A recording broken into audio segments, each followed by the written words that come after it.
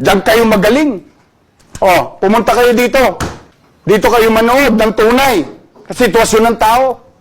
Makita nyo, iyak ng ina. May tumor yung anak niya. Magagaling kayo. Magaling lang kayo dahil nag-aral kayo. Pero pag-aral niyo hindi nyo ginamit sa makatwirang pamamaraan. Bakit? Palibasa? Maganda bahay mo? Panatag ka na?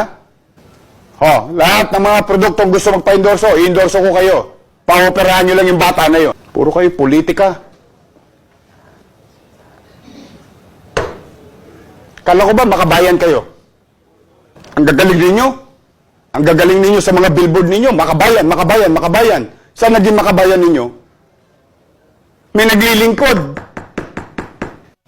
Pinipilit maging tapat. Saan na makabayan doon?